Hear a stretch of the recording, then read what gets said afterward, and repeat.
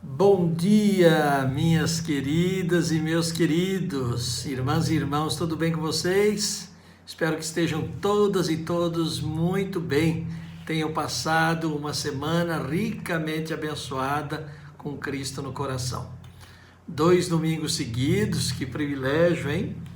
Pois é, hoje nós daremos continuidade àquele assunto fascinante iniciado no nosso último domingo, no nosso último encontro aí, domingo passado, que é a vida de Paulo. Portanto, hoje nós teremos a vida de Paulo, parte 2.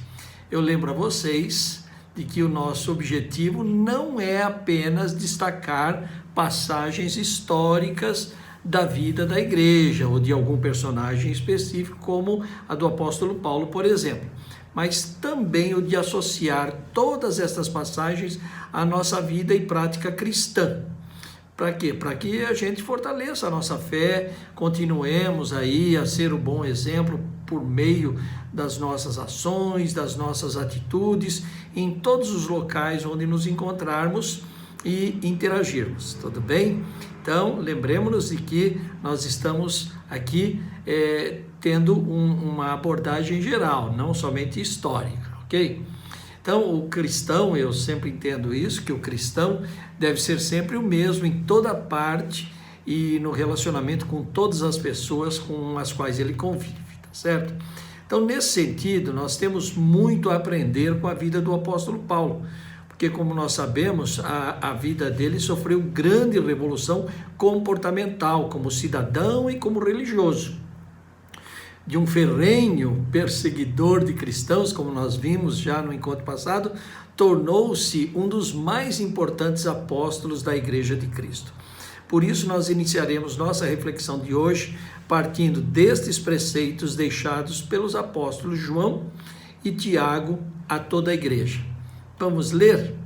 Bom, primeiro nós vamos ler alguns versículos da primeira carta de João, do apóstolo João, capítulo 5, versículos 1, 11 e 12. Vamos lá?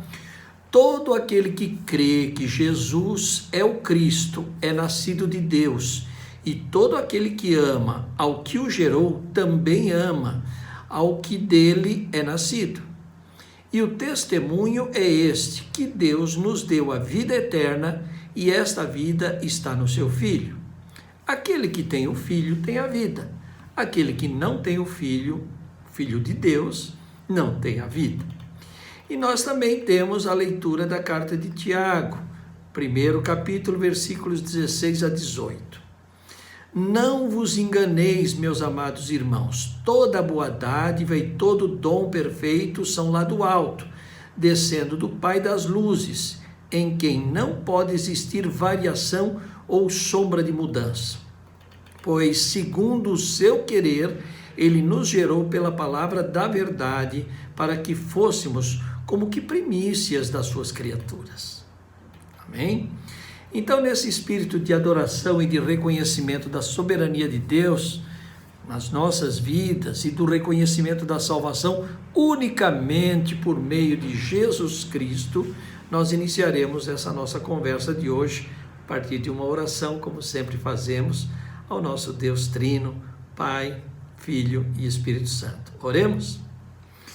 Senhor, nosso Deus e nosso Pai querido, que alegria podermos dar continuidade a esse estudo tão rico da vida de um dos teus filhos que deixou um legado fantástico para toda a tua igreja, o apóstolo Paulo. Obrigado, Senhor, pelo privilégio que temos de fazer esse estudo e de poder compartilhá-lo com os nossos irmãos e irmãs que estão conosco neste momento. Abençoa-nos, Senhor, inspira-nos com teu Santo Espírito, para que possamos proferir aquilo que tu queres, para que seja a boa orientação para todos nós. No nome santo de Jesus é o que nós te pedimos e te agradecemos. Amém. Pois bem, vamos lá? Então, continuemos. Vamos lá nessa segunda parte da vida de Paulo. Lembremos-nos inicialmente de quem foi Paulo, antes de sua conversão, e voltaremos a falar dele, mas agora, a partir de uma passagem bastante interessante, mencionada no livro de Atos, que nós já lemos, no finalzinho da aula passada. Eu até brinquei, cenas do próximo capítulo, não é? Mas nós não vamos ler todo aquele trecho, vamos ler só o finalzinho para fazermos a ligação. Então leiamos capítulo 9 do livro de Atos, versículos 17 a 19 apenas. Então Ananias foi, e entrando na casa, impôs-se sobre ele as mãos, dizendo: Saulo, irmão, o Senhor me enviou, a saber, o próprio Jesus que te apareceu no caminho por onde vinhas, para que recuperes a vista e fiques cheio do Espírito Santo.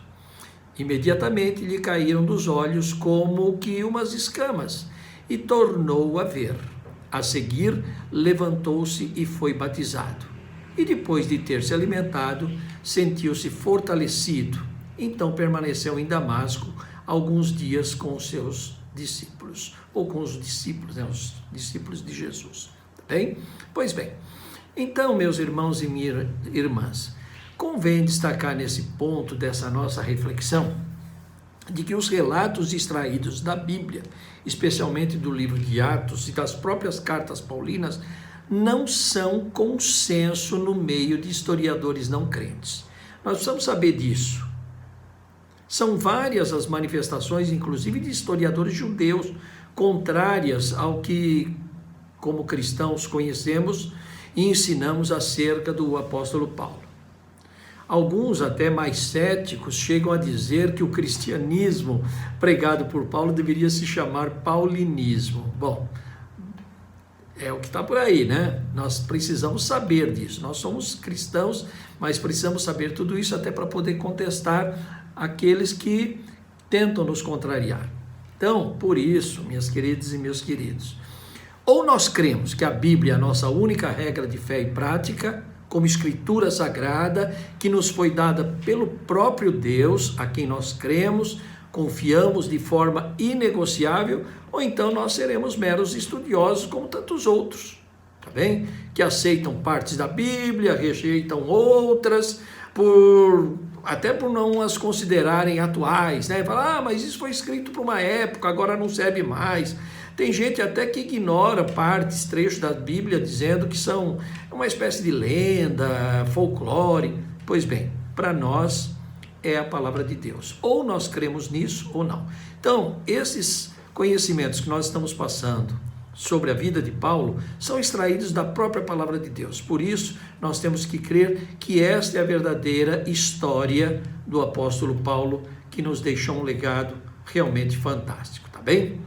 Enfim, minhas irmãs e meus irmãos, em todos os nossos estudos que nós fazemos, antes de mais nada, eu sempre digo, nós devemos orar. É o que nós fizemos agora há pouco, tá certo? Por quê? Porque tratando-se da palavra de Deus, nós temos que fazer esses estudos sempre com muito temor e tremor. Porque o nosso lado pessoal, ele tem que atuar mais na parte técnica. A inspiração tem que ser de Deus. Então, continuemos assim, praticando esses estudos, fazendo-os de forma bem aprofundada, mas sempre temendo a Deus, tá? Nós sabemos que a vida de Paulo antes de sua conversão, e que nós conhecemos e até pregamos, mostra exatamente o comportamento do não crente atual. Ainda hoje é assim, tá bem? Muitas pessoas não só negam a verdade do cristianismo, como querem combatê-lo, exatamente como fazia o próprio apóstolo Paulo. Tá bem? Então a biografia de Paulo deve servir para nós de alerta e de exemplo. Por quê? Porque essas práticas não mudaram, ok? Então vocês estão vendo que nós estamos fazendo um paralelo em cima de um fato histórico, não deixamos de falar da história, tá? Mas devemos falar sob o ponto de vista espiritual. Esse é o nosso propósito na escola dominical, nos estudos bíblicos que nós fazemos na nossa igreja, tá bem? Então, alguns especuladores da história da igreja, por exemplo, citam até os essênios. Quem foram esses essênios? Segundo alguns historiadores, existem registros, sim, de que teria sido um povo de origem judaica, surgido por volta do século II a.C., que pregava uma conduta de alienação em relação às culturas da sua época. Esse povo se manteve mais ou menos até o final dos anos 60 do primeiro século, portanto, mais ou menos na época em que Paulo morreu, tá? E eles condenavam veementemente a interação com os povos não judeus, como gregos, romanos. Então, alguns pesquisadores chegam até a aventar a possibilidade de que João Batista e mesmo Jesus seriam essênios, mas nada disso tem fundamento nem consistência, né? A Bíblia, inclusive, nem fala desses tais essênios, tá? Então, nós vamos ler, vamos ouvir, e claro, como estudiosos, como pessoas cuidadosas, nós ouvimos.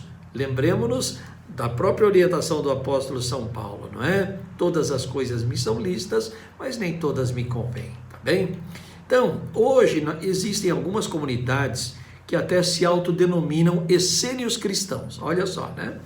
E que combatem de forma até agressiva as cartas do apóstolo Paulo, bem como os relatos a seu respeito no livro de Atos, e publicam matérias com essa finalidade, sob uma capa, entre aspas, de historiadores da igreja. Então, estejamos atentos também com isso. Então, como nós podemos ver, meus queridos e minhas queridas, temos gente de todo tipo, né? Para todo gosto, tá bom? Então, como nós dissemos no nosso último encontro, a conversão de Paulo, embora certamente traumática para ele, foi extraordinária, um fato marcante na história da igreja. Marcante. Vamos observar que logo em seguida ele passou a pregar em Damasco e todos ficaram atônitos, uma mescla de espanto e até de maravilhas com relação à mensagem proferida por ele. Vamos ler no capítulo 9, versículos 20 a 23 do livro de Atos. E logo pregava nas sinagogas a Jesus, afirmando que este é o Filho de Deus. Ora, todos os que ouviam estavam atônitos e diziam: não é este o que exterminava em Jerusalém os que invocavam o nome de Jesus? E para aqui veio precisamente com o fim de os levar amarrados aos principais sacerdotes? Saulo, porém, mais e mais se fortalecia e confundia os judeus que moravam em Damasco, demonstrando que Jesus é o Cristo. Bem, ai, queridas, queridos irmãs e irmãos, realmente extraordinário, não é? Como é que pode, tão rapidamente, o sujeito que era um perseguidor passa a ser um pregador exatamente daquela mensagem que ele combatia? Mas teve consequências. Teve consequências. Quais foram as consequências a partir dessa revolução na vida de Paulo para ele e para a Igreja de Cristo? Vamos começar com uma parte. Depois faremos aí uma continuação, mas para fixar. Vamos falar inicialmente do comportamento de Paulo, mas como cristão, tá bom? Para Paulo, sua vida transformou-se numa vida de muitas dificuldades. Agora, em relação aos judeus, veja bem, ele era amigo dos judeus, ele era judeu, ele perseguia os cristãos, mas agora ele passou a ter uma vida de muitas dificuldades em relação aos próprios judeus, seus antigos amigos, que passaram a persegui-lo, inclusive com a intenção de matá-lo. Não admitiam esse novo comportamento de Paulo. E também com relação aos próprios cristãos. Por quê? Porque você imagina, né? Eu, você, somos pessoas, né? Do dia a dia, tá bem? De repente, um sujeito que perseguia passa a ser um pregador, nós mesmo ficaríamos meio desconfiados, né? Tá? E foi nessa etapa que teve um papel importante Barnabé.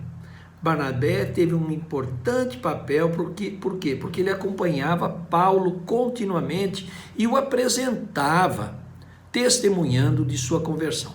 Isso ajudou muito para que os cristãos aceitassem a Paulo. Então, com o tempo, essa desconfiança deu lugar à confiança e segurança, porque Paulo, além de tudo, era uma pessoa muito culta, e agora ele conhecia os dois lados, né?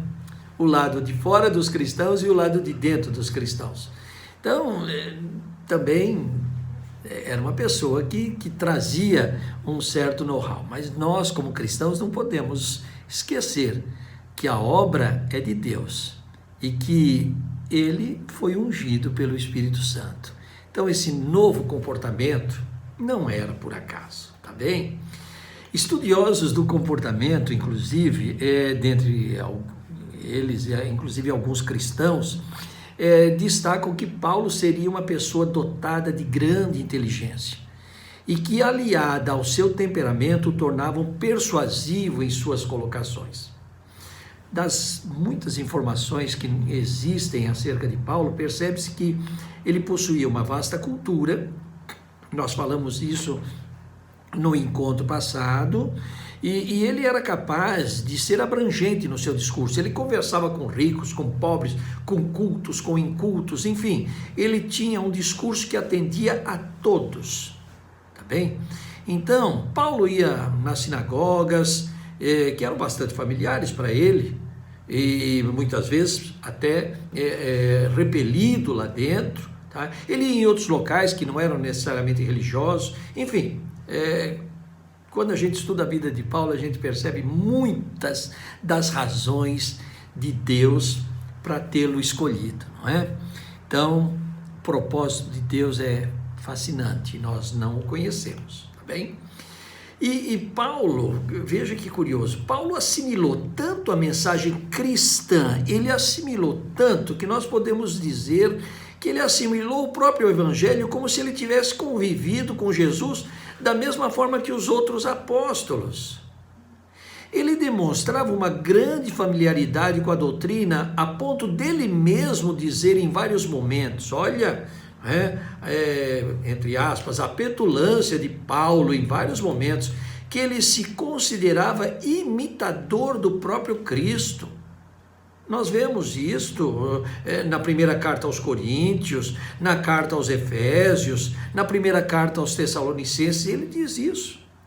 É uma característica muito interessante do apóstolo Paulo, que nós, inclusive, deveríamos até tentar reproduzir, quer dizer, querermos ser iguais a Cristo. Claro que nós, na vida terrena, nós não conseguimos ser iguais a Cristo, porque pela própria natureza humana, mas devemos lembrar o seguinte, que nós temos que perseguir a perfeição. Esta é o propósito do cristão. Nós não somos perfeitos, mas perseguimos a perfeição.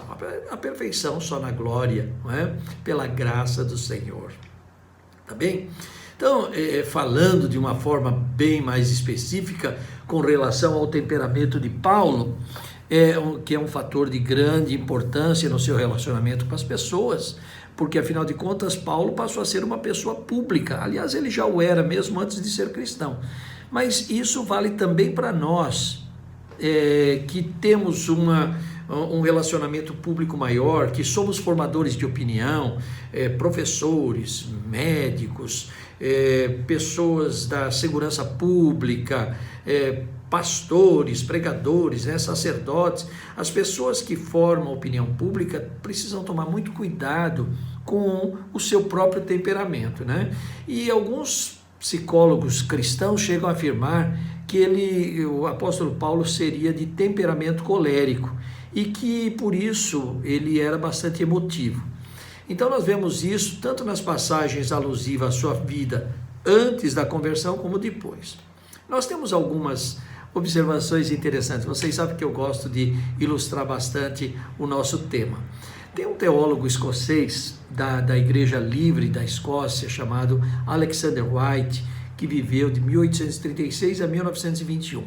E um teólogo norueguês de tradição luterana, eu não sei pronunciar direito, me perdoe, eu vou ler ao pé da letra, Ole Christian Hallesby, apoiados em estudos de pesquisadores renomados, com o mesmo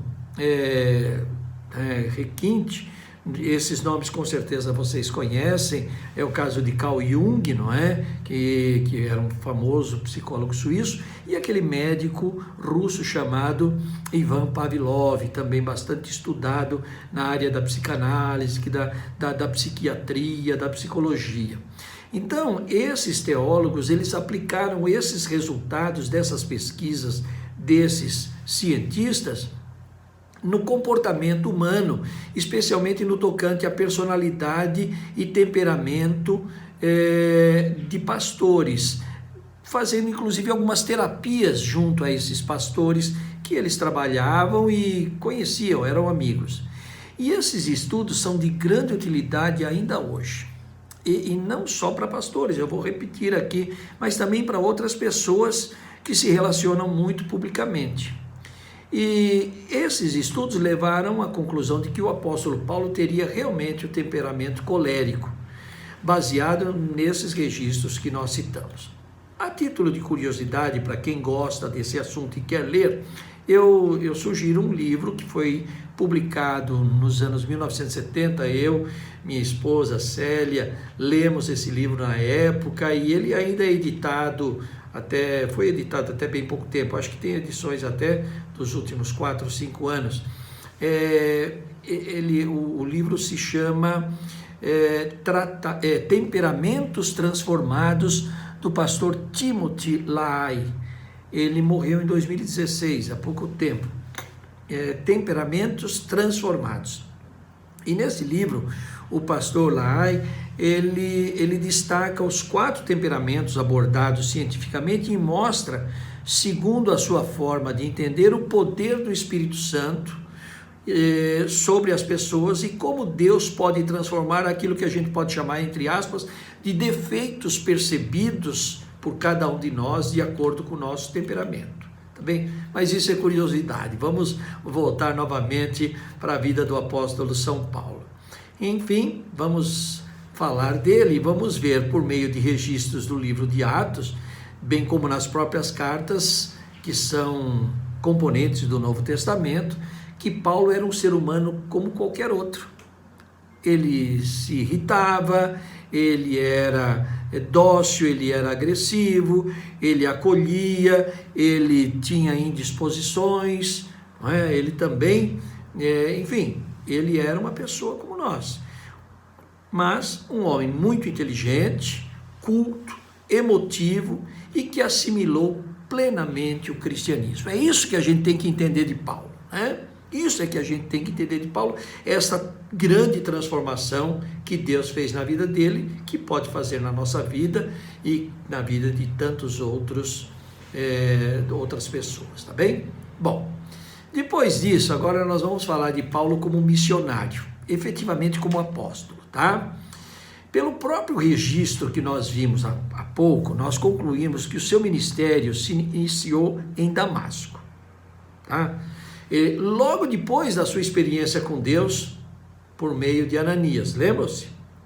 Então, vale ressaltar que Ananias era bispo de Damasco e teve uma importante atuação na consolidação da igreja na região.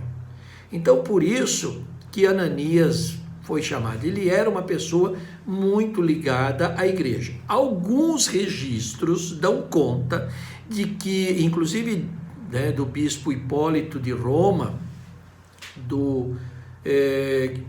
Hipólito de Roma, ele é do 2º século, né? Ele nasceu em 170 e morreu no século III, no ano 236. Então, segundo Hipólito de Roma, Ananias seria um daqueles 70 escolhidos por Jesus, que estão destacados no 1º versículo do 10º capítulo do Evangelho de Lucas, tá? Bom, isso não está na Bíblia, mas são dados interessantes. Que ele era uma pessoa influente, importante, não tenha dúvida que senão Jesus não o teria chamado para acolher Paulo, tá bem? Bom, segundo a maioria dos registros disponíveis, a conversão teria ocorrido de poucos anos depois da crucificação de Jesus, portanto entre o ano 34 e 36. E como nós dissemos, logo em seguida ele começou a pregar o evangelho para todo tipo de pessoas, judeus e não judeus, né? Judeus, gentios. E ele discutia com pessoas simples, pessoas cultas, eruditas, mas, sim, enfim. Ele não tinha acepção de pessoas, ele falava com todos, tá? Então, em diversos momentos da vida de Paulo, nós vemos que ele esteve em perigo. Tá? Muitos procuravam matá-lo. E numa dessas perseguições, alguns cristãos resolveram levá-lo para Tarso. E enquanto isso, a igreja crescia, não é? A gente vê, por exemplo, nos versículos 28 a 31 do 9º capítulo do livro de Atos, que a igreja crescia. Nós tínhamos os apóstolos que estavam trabalhando, servindo, não é? E temos aqui uma passagem de Pedro muito bonita, né? Em Atos, capítulo 9, versículos 28 a 31. Vamos ler? E estava com eles em Jerusalém, entrando e saindo, pregando ousadamente em nome do Senhor. Falava e discutia com os helenistas, mas eles procuravam tirar-lhe a vida. Estamos falando de Paulo, tá bem? Tendo, porém, isto chegado ao conhecimento dos irmãos, levaram-no até Cesareia e dali o enviaram para Tarso, para tirar do foco. E a igreja, na verdade, tinha paz por toda a Judéia, Galiléia e Samaria, edificando-se e caminhando no temor do Senhor e no conforto do Espírito Santo. Crescia em número. Esse trabalho era muito cuidadoso e Pedro tem muito a ver com isso. Nós lendo, inclusive as próprias cartas de Pedro e lendo o livro de Atos, nós vemos a importância de Pedro nessa passagem toda. Então, se você se sentir motivado, não deixe de ler o livro de Atos inteiro, tá? Porque além de você adquirir um rico conhecimento histórico do início do cristianismo, você vai perceber a importância de crermos na existência de um plano de Deus para cada um de nós, tá bem?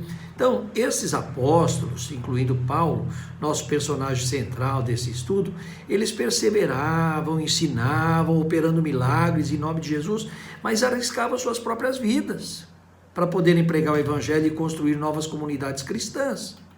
Milagres como aquela cura do paralítico Enéas, a ressurreição de Dorcas por meio de Pedro, foram feitos marcantes. Todos nós conhecemos também, já lemos, que tornaram-se de conhecimento público.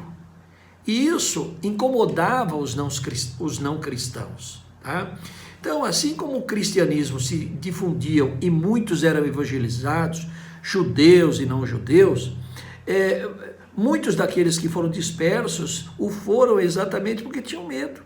Tá? Por ocasião da morte de Elias, lembra? Nós até comentamos que o próprio Paulo testemunhou e aprovou. E só que eles estavam dispersos naquela região, mas estavam edificando as suas igrejas. E essas notícias chegaram até a igreja sediada em Jerusalém. Então Barnabé foi enviado para lá para auxiliar no serviço. Barnabé foi mandado para essas regiões e fixou-se em Antioquia. E ele ficou maravilhado com o campo missionário na cidade. Antioquia era uma cidade tão grande que estima-se que na época tinha cerca de 500 mil habitantes. Era a terceira maior cidade do Império Romano. Tá bem? Então, no versículo 26, quem quiser ler também do capítulo 11, foi nessa cidade que os cristãos foram chamados pela primeira vez de cristãos. Então, Barnabé foi chamar Paulo, foi para Tarso e chamou Paulo, tá? Para levá-lo para lá e ajudá-lo. Mas a situação não era confortável, né? Tinha muita perseguição, prisões e principalmente nas lideranças, né? Pedro e Tiago, por exemplo, foram hostilizados, foram oprimidos, foram perseguidos, tá? Bem, nós passaríamos aqui, gente, a gente se empolga tanto, mas vamos, falar especificamente da vida de Paulo. Os anos foram passando, só que nós não temos também tantos registros. Entre esse tempo aí, entre a conversão de Paulo, a ida dele a Jerusalém, depois a Antioquia. Isso tudo deve ter passado assim, coisa de 2, 3 anos. Daí para frente a gente não tem muita notícia. Nós sabemos sim, por meio até das próprias cartas paulinas, que ele, né, esteve naquela região da Síria, da Cilícia, e ajudando a construir igrejas, enfim, mas nós não temos assim muito o que falar. O que nós sabemos, aí voltando para o livro de Atos, é que depois de quase 10 anos desses acontecimentos, Paulo e Barnabé iniciaram uma grande viagem missionária, percorrendo várias cidades da Ásia Menor. E essa viagem ocorreu por volta dos anos 46 até 48, 49. A gente vai ver no mapa agora, tá? Tem um mapa aí para vocês, que foram muitas as cidades a partir de Antioquia, indo de barco até Chipre, onde percorre longos trechos a pé, e de lá ele segue para Perge, da Panfilha, e desloca-se também por longos trechos, passando por diversas cidades, como também a gente pode ver no mapa. Vocês vejam que nós temos aí o caminho da ida e da volta, né? Ele vai de Antioquia para Salamínia, depois para Pafos, ele vai para Perge, Antioquia. Essa Antioquia é outra, hein? É da região da Síria, né? A outra é a Antioquia da Síria. Aí vai para Icônio, vai para Derbe, volta agora para Listra, tá? Enfim, tem todo esse caminho que nós podemos ver aí. Se vocês quiserem rever também a aula, vale a pena, viu, gente? Então, e durante essa primeira viagem, Paulo e Barnabé tiveram muito sucesso, mas em vários momentos também correram risco de vida. Em Antioquia de Psídia, Paulo foi apedrejado e foi até dado como morto. Ele foi levado depois pelos irmãos, né, para fora da cidade e se recuperou, e ele foi com Barnabé já para um novo destino, para Derbe, tá? Mas deve ter sido terrível também. Bom, ele terminou essa viagem já em Antioquia da Síria, e aí dali ele foi para Jerusalém, onde ele participou daquilo que nós podemos chamar do primeiro concílio da igreja, tá? É claro que depois nós temos os concílios a partir do século IV, mas tinha outro caráter. Nós estamos falando aqui do primeiro concílio, o concílio de Jerusalém, onde se estabeleceram regras para o acolhimento e o batismo dos convertidos, judeus e não judeus. Teve aquela discussão, circuncida, não circuncida, enfim, tudo isso Paulo inclusive participou. Aí entre os anos 50 e 53, Paulo intencionava outra viagem, mas houve uma discórdia com Barnabé. Eles se desentenderam, aquilo que eu falei no começo, né? Paulo era ser humano, Barnabé também, deve ter havido uma discórdia feia lá, sei lá como. De qualquer forma, todos mantiveram a sua fé em Cristo, cada um para o seu lado, e Paulo realizou essa nova viagem missionária, mas agora sem Barnabé, ele escolheu Silas. Então foi com Silas que ele foi para essa segunda viagem, e ele percorreu também grandes distâncias, como a gente pode ver nesse outro mapa, e agora a partir da região continental. Ele inverteu, antes ele foi pelo mar, agora ele foi pelo continente, ele chegou até Atenas. E nós sabemos, né, daquela passagem célebre de Paulo em Atenas, quando ele pregou no Areópago, tá? Ele pregou para os eruditos, os filósofos eruditos da região, e não foi bem acolhido, né? Nós temos lá que ele proferiu aquilo que nós chamamos de querigma cristão. O que é o querigma cristão? É o anúncio do pleno evangelho, o plano da salvação em Jesus Cristo. E isso realmente não agradou muito os eruditos, mas de qualquer forma ele peitou as pessoas. Vocês conhecem bem essa história, quem não a conhece, leia em Atos, vale essa leitura, é maravilhosa, a gente se empolga de fato, porque ele era persuasivo, de fato, com esse temperamento colérico dele, ele era emotivo, e a sua cultura, a sua inteligência, lhe proporcionavam todas essas ações contundentes. Então, durante essa viagem, gente, Paulo plantou diversas igrejas até que ficaram famosas. Nós as conhecemos pelo nome: Filipos, Tessalônica, Corinto, né, na Grécia, e dentre outras também, não é? E ele retornou a Antioquia da Síria. Depois dele retornar dessa segunda viagem missionária, Paulo fica entre Antioquia e Jerusalém, e dali ele escreve algumas cartas que nós conhecemos também, essas cartas que estão no Novo Testamento, algumas delas foram escritas nesse tempo, e logo ele parte para uma terceira viagem. Tá? Essa viagem ela acaba ocorrendo aproximadamente entre os anos 54 e 56 ou 57. E a trajetória descrita por Paulo está aí nesse mapa que vocês podem acompanhar. Então ele volta em algumas cidades que ele esteve na segunda viagem e vai lá resolver inclusive alguns problemas muito sérios. Então Paulo ele estava sempre atento às notícias que recebia das igrejas e ele se comunicava com aqueles que mandavam as suas correspondências. E pelas suas ações, inclusive, Paulo, ainda em Jerusalém, ele chegou até a ser preso. Ele ficou preso 2 anos. Ele foi anistiado depois de uma apelação que ele fez ao próprio César. E aí ele continua suas pregações e no ano 60, segundo alguns registros, ele vai para Roma.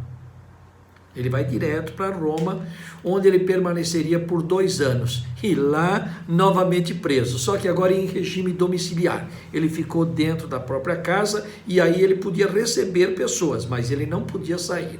E ele ficou preso. Agora, qual é o legado de Paulo?